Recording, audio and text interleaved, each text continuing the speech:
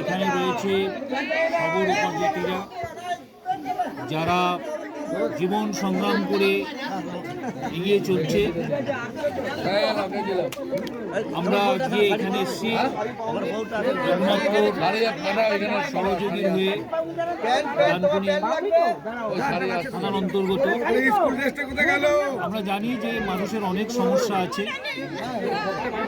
কিন্তু বন্ধু সংস্থা হিসাবে, বন্ধু সংগঠন হিসাবে আজকে আমরা পুরুলিয়ার এই প্রত্যন্ত গ্রামে এসেছি।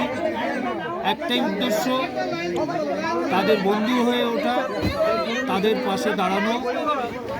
আমরা এখানে এসে মানদন গ্রামের চারিদিকে যারা রয়েছে তাদের আমরা শীতবস্ত্র উপহার দিয়েছি। একই সঙ্গে ছোট ছোট বাচ্চা, বয়স্ক মহিলা এবং সাধারণ পুরুষ মানুষদেরও আমরা বস্ত্র প্রদান করছি। এটা একটা উৎসব, এই উৎসবে আমরা সামিল হতে পেরে আমাদের সংগঠন অনেক নিজেদের সদস্যদের কৃতজ্ঞ মনে করছে।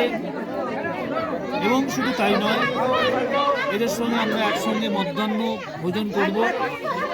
এইসব মানুষের যে সাড়া, যে আনন্দ ক্ষণিকের হলেও এটা যে দিতে পেরেছি, এটা আমাদের কাছে অনেক বড়।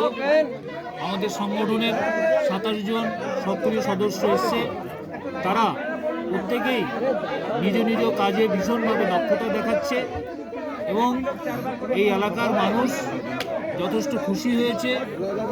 তারা আমাদের দুহাত ভরে আশীর্বাদ করছে।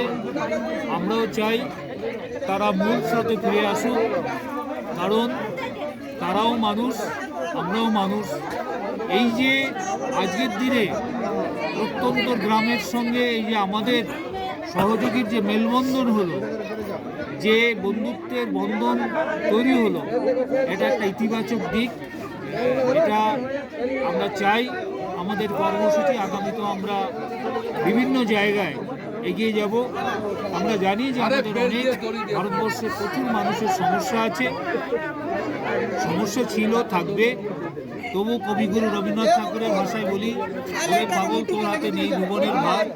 যতটুকু সম্ভব আমরা সেটা করছি। আগামীতেও আমাদের অনেক বড় কর্মসূচি রয়েছে, আমরা সেই কর্মসূচিগুলো পালন করব।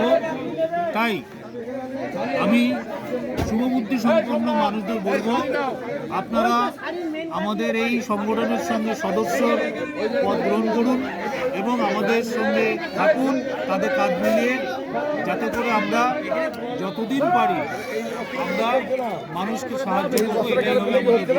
ধন্যবাদ। চুড়িদার আছে বলছি, হচ্ছে না।